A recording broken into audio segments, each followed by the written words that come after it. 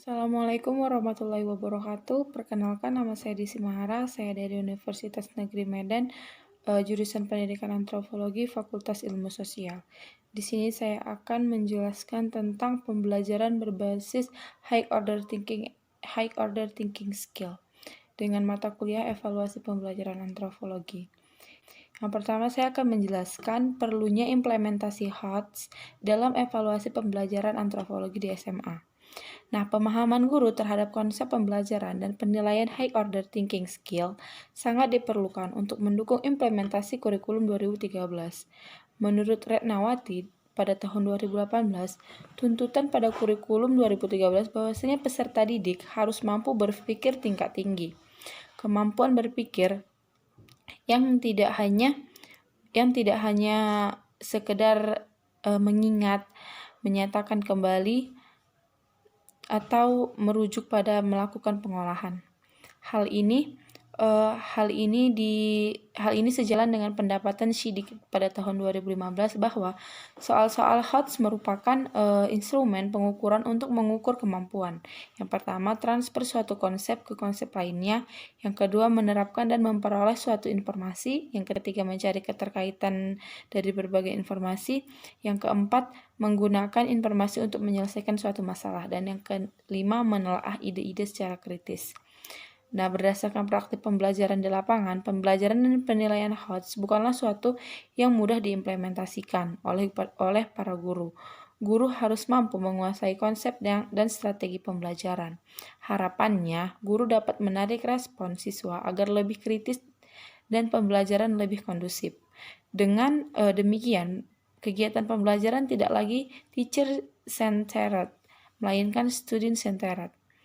Hal ini sejalan dengan tujuan pembuatan soal-soal HOTS, yaitu untuk pembiasaan bagi peserta didik dalam mengerjakan standar Olimpiade Internasional secara tingkatkan kualitas soal. Beberapa hasil penelitian menunjukkan ternyata kualitas pendidikan masih lemah dengan ditandai oleh salah satu cirinya, yaitu proses pendidikan yang memberikan sebanyak mungkin bahan pelajaran untuk mencapai target kurikulum, sedangkan kapasitas berpikir tidak ditingkatkan kepada taraf yang optimal. Data temuan lainnya menunjukkan bahwa para guru memahami ada revisi dalam kurikulum 2013. Di antaranya harus mengembangkan HOTS dalam kegiatan pembelajaran, termasuk dalam mengembangkan instrumen penilaiannya. Tapi mereka mengalami kesulitan untuk dalam merumuskan indikatornya yang ada dalam HOTS menjadi instrumen penilaian menurut Hanifah pada tahun 2019. Langkah pembuatan evaluasi pembelajaran berbasis HOTS, tes dan non-tes. Langkah-langkah yaitu langkah-langkah pembuatan evaluasi pembelajaran berbasis HOTS.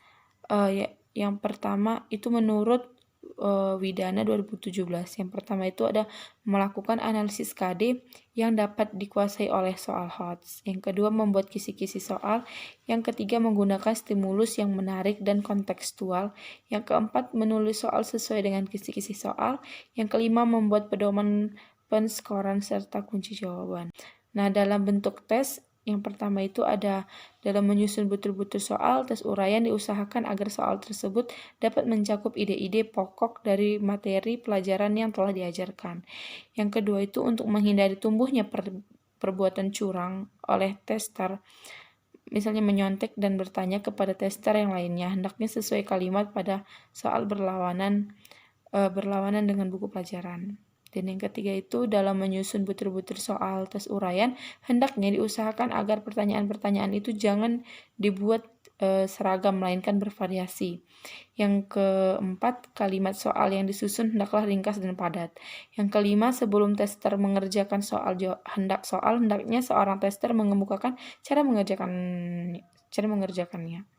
Kemudian dalam bentuk non-tes, yang pertama itu ada menentukan tujuan penilaian, yang kedua menentukan kompetensi yang diujikan, yang ketiga menentukan aspek yang diukur, yang keempat dan pedoman penskoran, yang kelima melakukan penelaahan.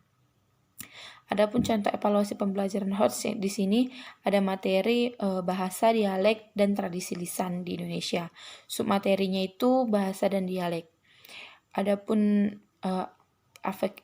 IPK afektif kuncinya itu yaitu memperkenalkan rumpun bahasa dan dialek dari daerah tertentu kepada teman sebaya di sekolah.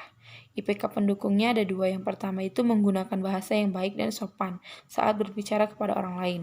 Dan yang kedua itu menggunakan dialek bermakna positif saat menjelaskan sesuatu kepada orang lain. Dan IPK pengayaannya mencoba mencontoh dan berbahasa yang sopan dan bermakna positif. Kemudian ada IPK kognitif kuncinya itu yang pertama mengemukakan rumpun bahasa dan dialek dari daerah tertentu kepada teman sebaya di sekolah. Dan IPK kuncinya itu juga ada dua. Yang pertama itu hafal beberapa rumpun bahasa dari daerah tertentu di Indonesia.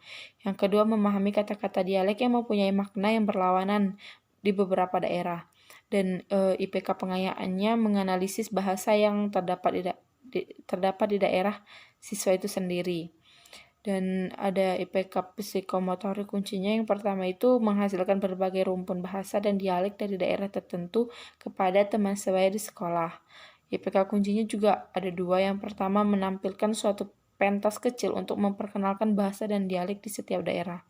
Yang kedua mempersiapkan aktivitas kecil seperti drama musikal di sekolah agar siswa mampu memperkenalkan bahasa daerah tersebut terhadap teman sebaya di sekolahnya. Dan IPK pengayaannya menonton bersama video tampilan pentas kecil yang telah dilakukan. Baik, mungkin sekian pemaparan dari saya. Lebih dan kurang saya mohon maaf. Wabillahi taufiq wal hidayah. Wassalamualaikum warahmatullahi wabarakatuh.